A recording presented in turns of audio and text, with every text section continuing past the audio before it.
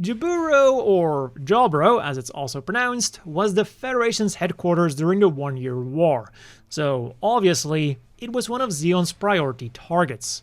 But taking it out wasn't gonna be so easy. It was a massive base that was built deep underground in the Amazon basin in South America, and it was so deep even that it was believed not even nukes could damage it. The only real way to get in was through one of the main gates, like we see in the anime when the White Base arrived at Jaburo. The problem for Zeon, though, was that despite knowing the general location of the base itself, the entrances were top secret, very well hidden, and extremely fortified. This was then one of the reasons for Operation British. A conventional assault would have been extremely costly, and it would have also been an extremely big gamble. But since they did know the general location of the base, they decided that they'd just drop a colony onto it. Which is then how we got the opening shots for the One-Year War. Zeon managed to secure a colony for the drop, and the Federation desperately fights to prevent them from dropping it. They don't completely manage to stop the drop, but at the very least, they knock the colony off course, causing it to hit Australia instead of Jaburo. And while this definitely sucked for the Aussies, it allowed the Federation to live on and fight another day. And after nukes and colony drops are outlawed, it also forced Zeon to come up with a different plan. And we all know how this one played out.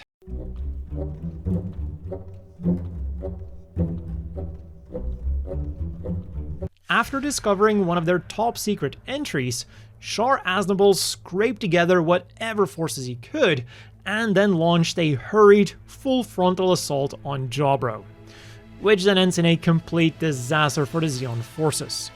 Their airborne units were welcomed with a heavy anti-air barrage, taking out many of their mobile suits before they even got to the ground, and the ones that did make it would then have to face heavy artillery fire, several high-performance prototypes, and the Federation's brand new mass production unit, the RGM-79 Jim A-Type. Zeon forces were able to get into Jaburo, but the only thing they found there was an early grave. However, it didn't have to be this way, because before Char jumped the gun, Zeon was preparing for a very different attack.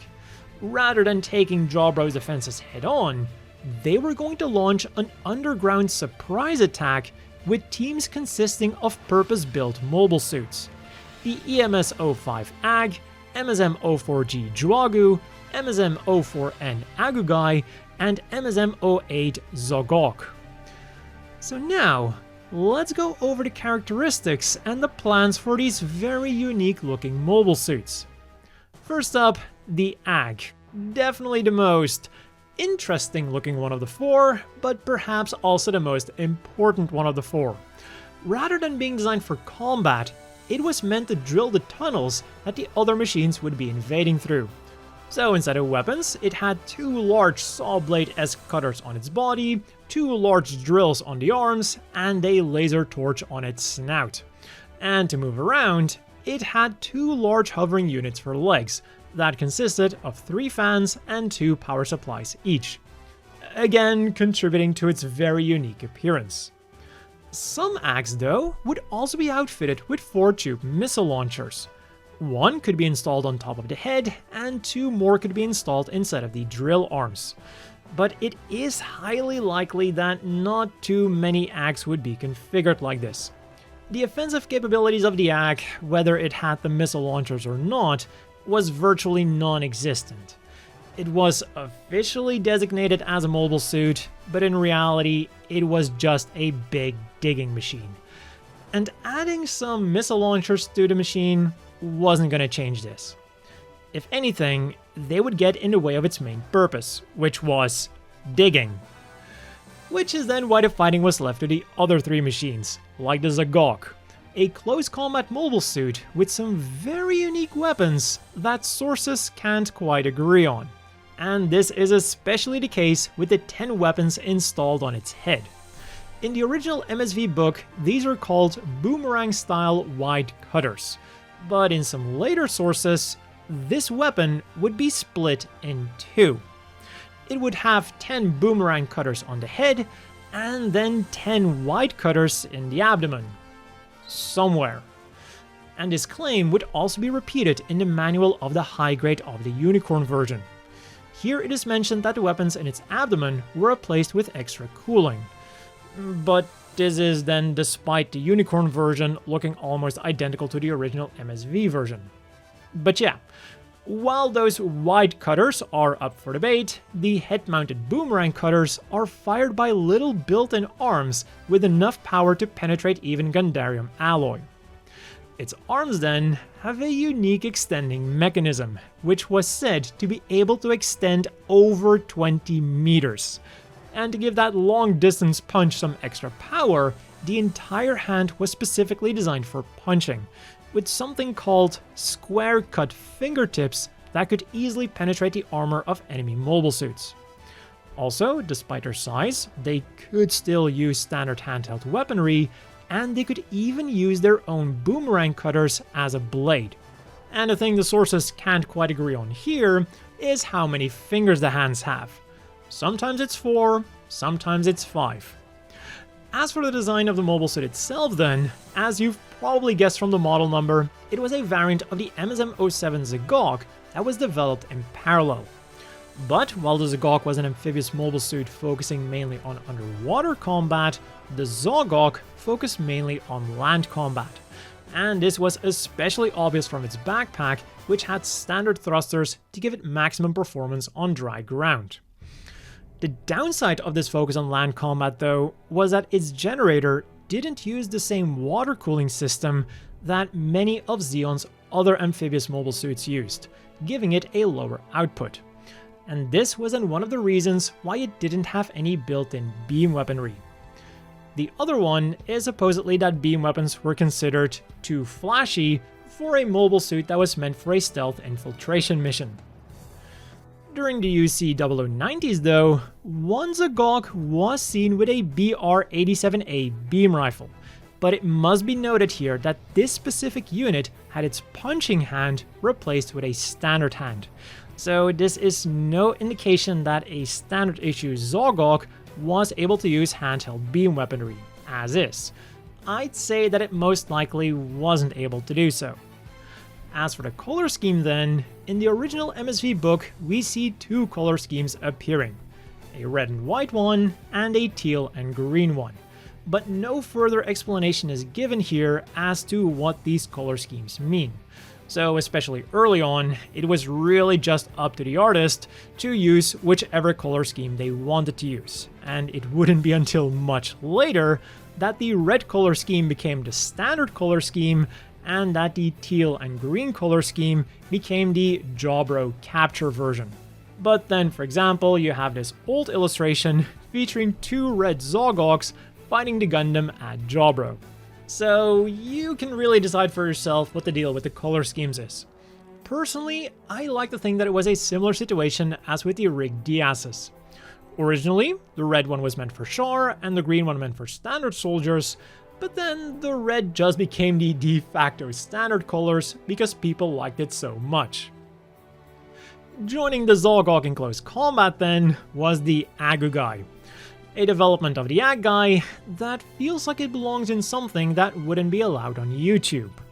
All jokes aside, the Agguguy was still very close to the Agguguy in terms of design, and especially on the inside.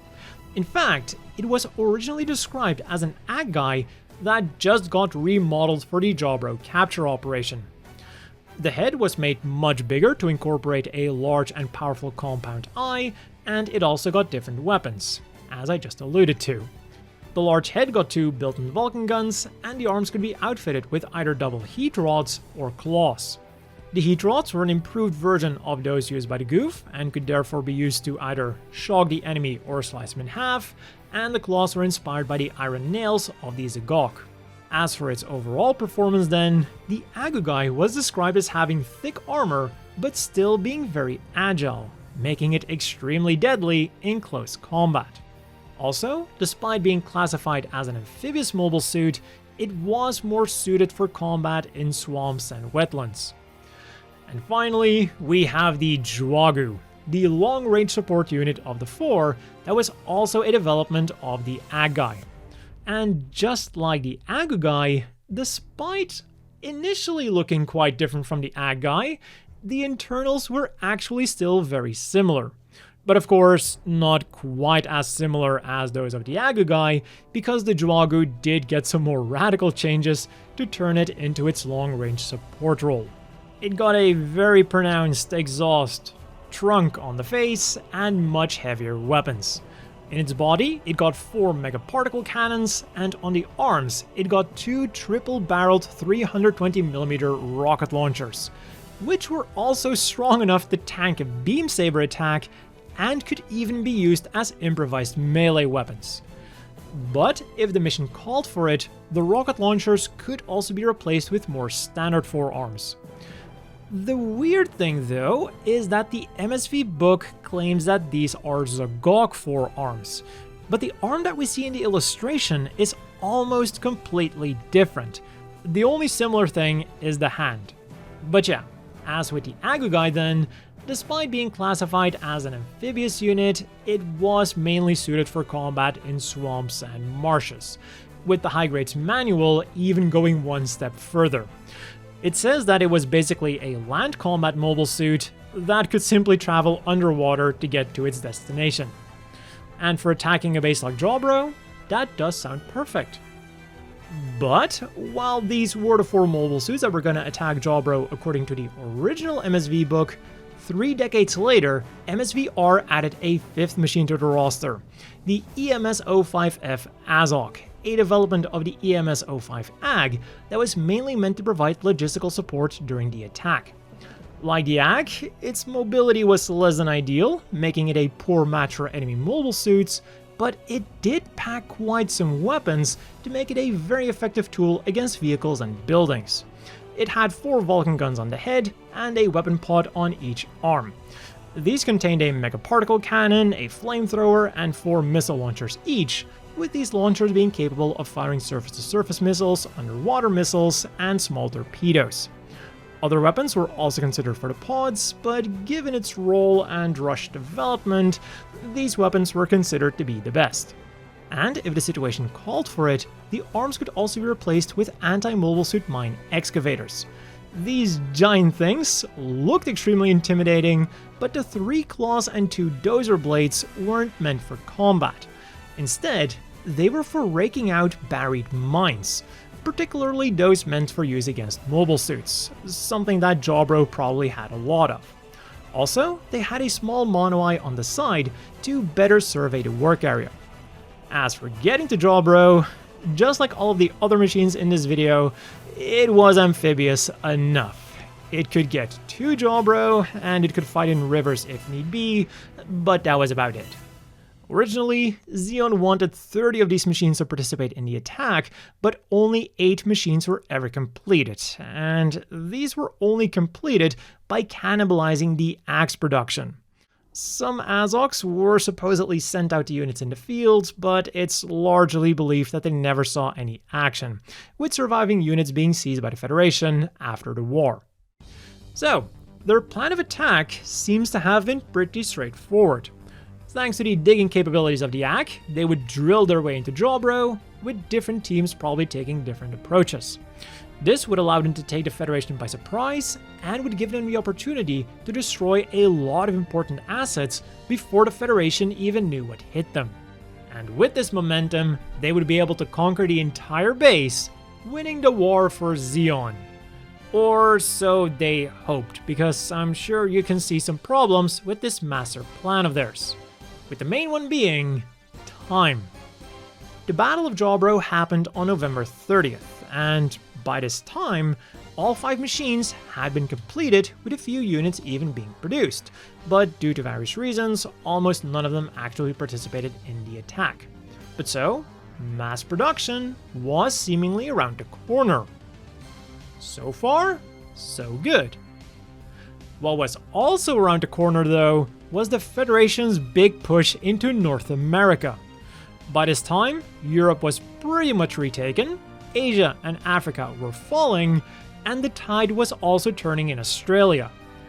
By December the 5th then, Federation troops were in North America, and on December 15th, California base itself fell. And while in our new timeline, the Battle of Jaburo doesn't happen on November the 30th, the other dates aren't really gonna change that much. They might be off by a few days now, but they're still roughly gonna be the same. Realistically speaking, Zeon only has a few days, or like a week at max, to pump out these amphibious units and get them en route to Jaburo before the Federation is beginning their own massive attack. And then you gotta take into account the time that it'll take for them to get from California to the Amazon region, undetected, plus the time that it'll take for them to drill into the base. In typical Zeon fashion, it feels like too little, too late. So yeah, even though in the beginning I said that Char jumped the gun, his attack on Jaburo might very well have been the last possible moment that an attack on Jaburo had a chance at success. By the time the Agg and friends would have been ready to get digging, they probably would have been used in the defense of California base instead. But yeah, that has been all for this video on the original Jaburo capture plan, which was suggested to me by CH Heinrich 8486 as a question of the week, but I decided to turn it into a regular video instead. As always, a big thank you to the Patreon supporters. I hope everyone watching has a great day, and I'll see you all next time.